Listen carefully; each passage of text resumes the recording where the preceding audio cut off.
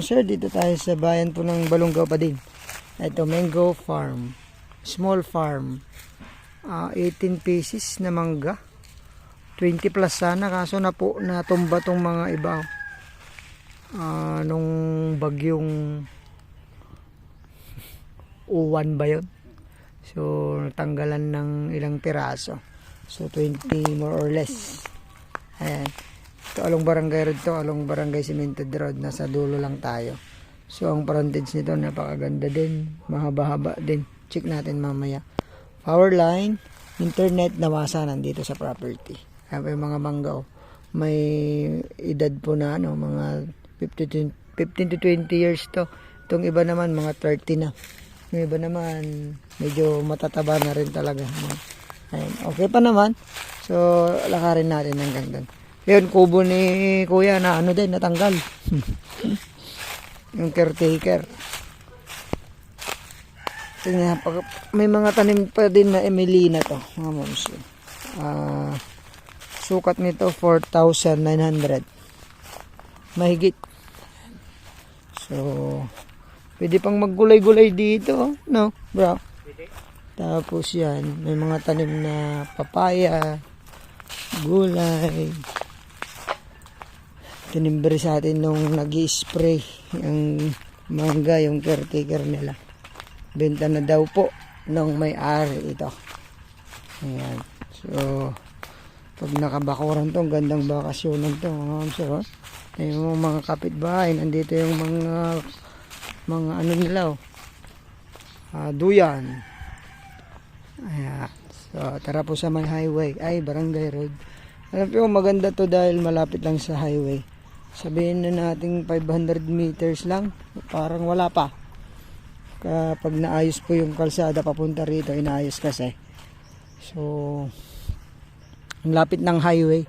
From town proper to siguro nasa lang, mga 5 to 8 minutes, town proper ng Balongaw. From Tiplex naman, sabihin na natin 20 minutes, more or less, yung layo ng Tiplex. From Manila po, 2 to 3 hours yun. May mga Melina. Malalaki na rin. Tapos ito. Pwede na pong harvest to. Pwedeng gawing head ng bahay. Ito parang tatamnan ng caretaker to na bro. Kasi na gulay. Natura-tora eh. Ito matalaki na po. Tapos kumpleto na rin yung dito. Power line, internet. Tapos nawasa. Ayan. Nawasa. Melina. May Melina pa pala dun. Ito, pa ganun po. Ship natin sa drone, napakaganda. Tapos may mga saging na rin doon.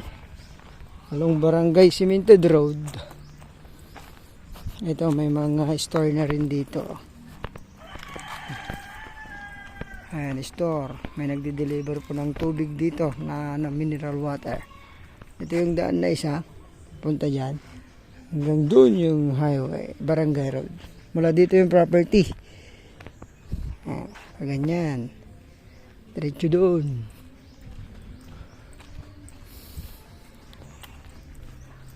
Po, may nyug pa.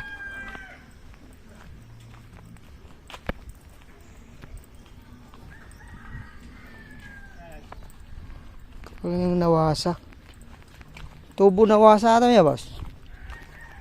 Nawasa. Tubo, nawasa. Nawasa, busay. Nawasa. So, may tubig na rin pala dito. Diretso. Diretso na. So, mahaba din pala ang frontage. So. Hanggang sa dulo, no? Dulo pa, kuya. So, nasa 80. 80 meters. Frontage. May alaga din pala dyan. Mga baboy tsaka manok. Ito, may mga nyug. Tutok pa rin ng kuryente. May akasya. Tapos ito, lumiko. Hanggang dun yung property. Sa may Melina. Melina na natin, pa ganyan. Ang dami po palang Melina to.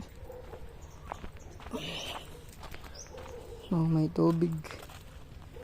Ay, sa Melina mo, pwede nang i-harvest ang tataba. Doon tayo galing.